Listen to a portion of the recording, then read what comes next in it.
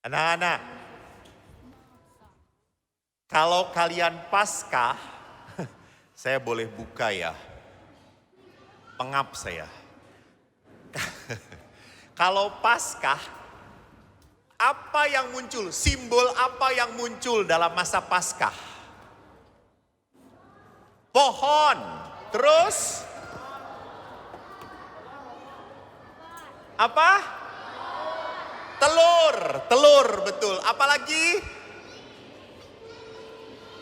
Kelinci, benar kelinci. Apalagi? Salib, apalagi? Lilin Paskah.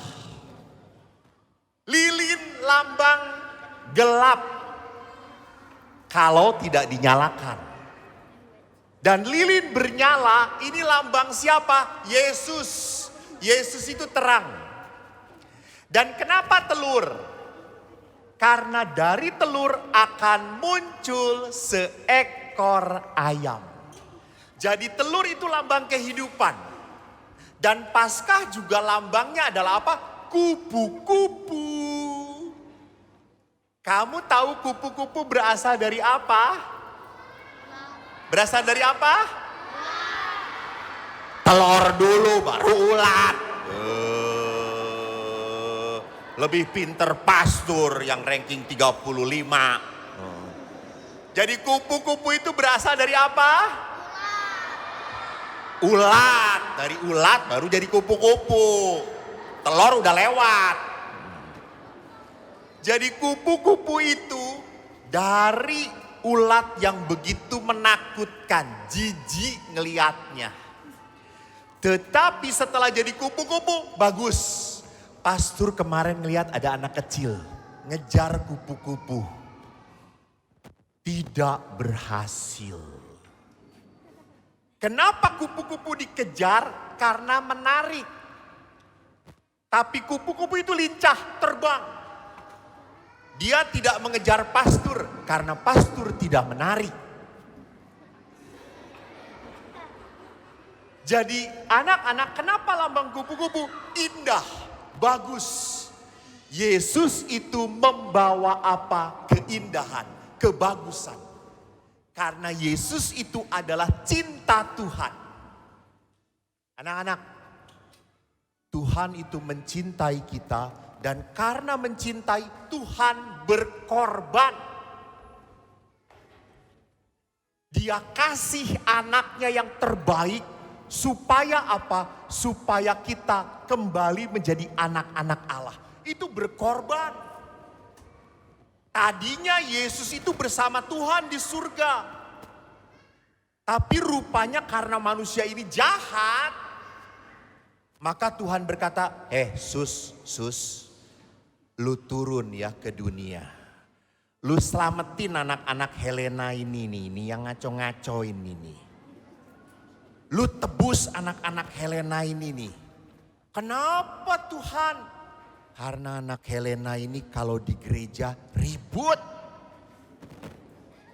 Jarang berdoa, senangnya main game, betul? Nah ini yang kayak gini yang membuat pening Tuhan. Kok malah betul. Anaknya aja seperti ini apalagi bapaknya. Jadi anak-anak lebih senang main game daripada berdoa itu salah. Bukan betul. Gitu ya.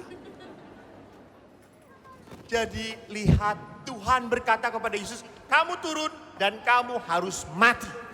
Supaya anak-anak Helena jadi anak-anakku kembali. Karena anak-anak Helena ini harus masuk surga semuanya. Iya betul. Bagus.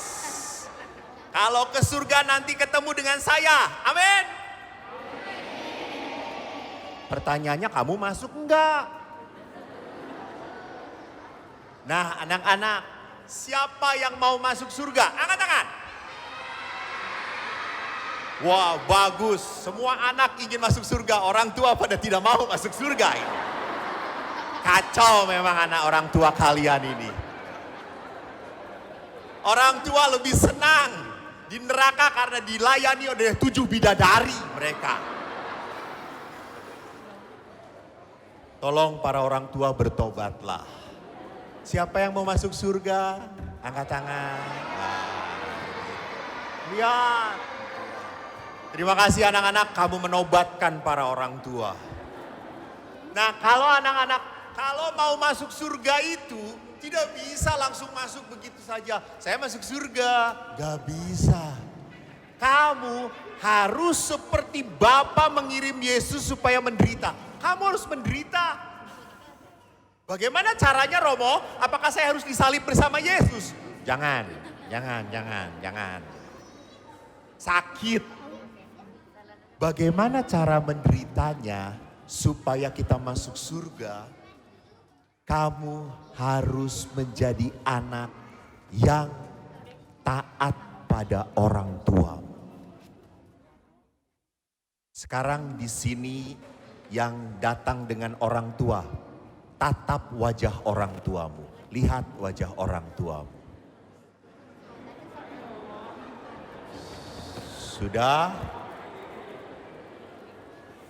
Oke, sekarang setelah melihat orang tuamu, lihat pastor. Lebih bahagia siapa? Pastor atau orang tuamu? Pastor ya? Iya, karena orang tuamu pusing punya kamu.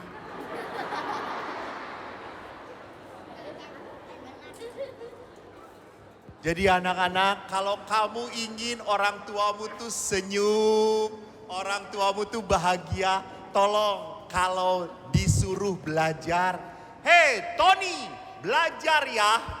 "Siap papa." "Aku belajar, papa berdoa." Itu anak baik. Jadi jangan sampai papa belajar, aku belajar, papa ngerokok. Salah itu. Jadi anak-anak, kalau kamu berkorban belajar, orang tua pun harus berkorban. Jangan sampai kita belajar, papa mama malah nonton TV drama Korea. Betul atau tidak? Nah sekarang tatap wajah ibumu, pandang wajah ibumu dan katakan, bertobatlah. Ayo katakan.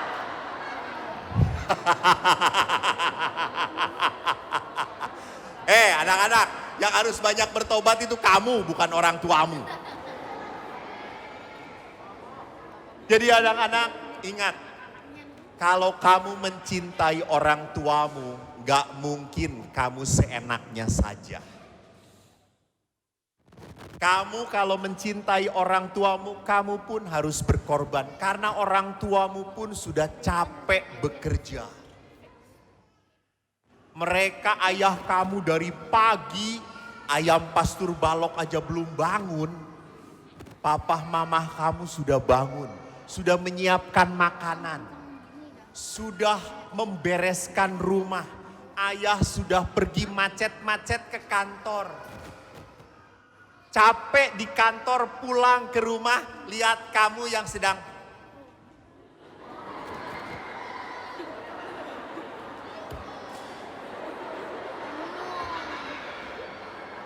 lalu ayah berkata, "Hai nak, sebentar, jangan ganggu, jangan sedang sibuk." Pastor kalau punya anak seperti ini, pastor salib bersama Yesus.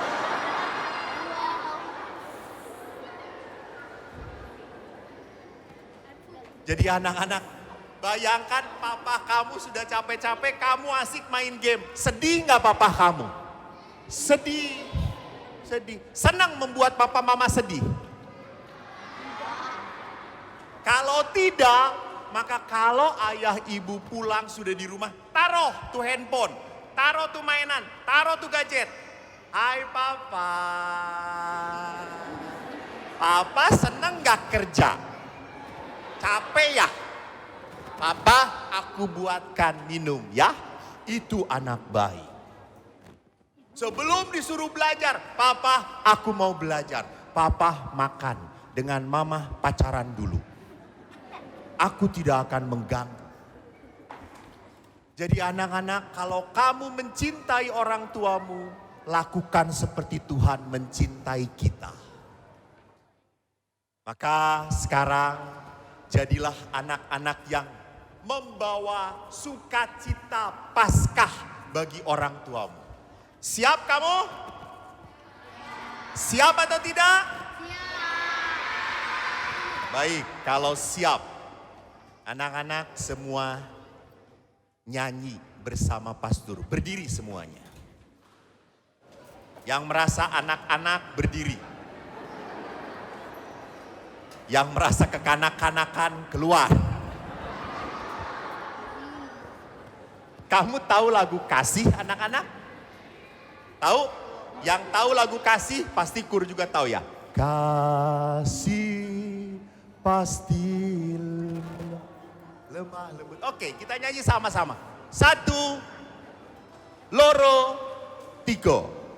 Kasih pasti lemah lembut. Kasih pasti memaafkan. Kasih pasti murah hati. Kasih-Mu, kasih-Mu Tuhan. Ajarilah kami. Ajarilah kami ini saling. Nah,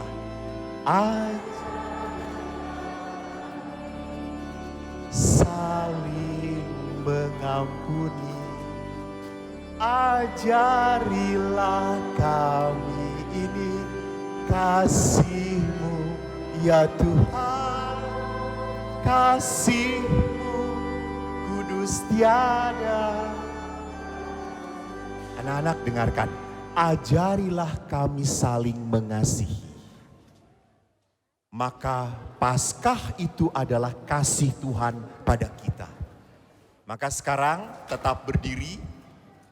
Kamu lihat, pandang ayah ibu kamu yang ada dan katakan begini, Mam,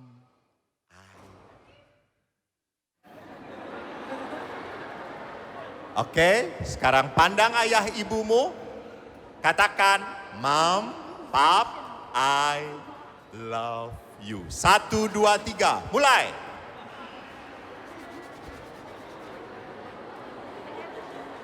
Tepuk tangan untuk kalian. Silakan duduk, terima kasih. Saya terharu karena saya tadi melihat ada ibu-ibu melihat saya. Pastor, I love you. Lalu saya berkata, capek deh. Anak-anakku, mari kita wujudkan cinta kepada orang tua seperti Allah pun mencintai kita dengan mengorbankan anaknya. Kita berani berkorban, kita berani capek karena orang tua pun sudah berkorban untuk kita.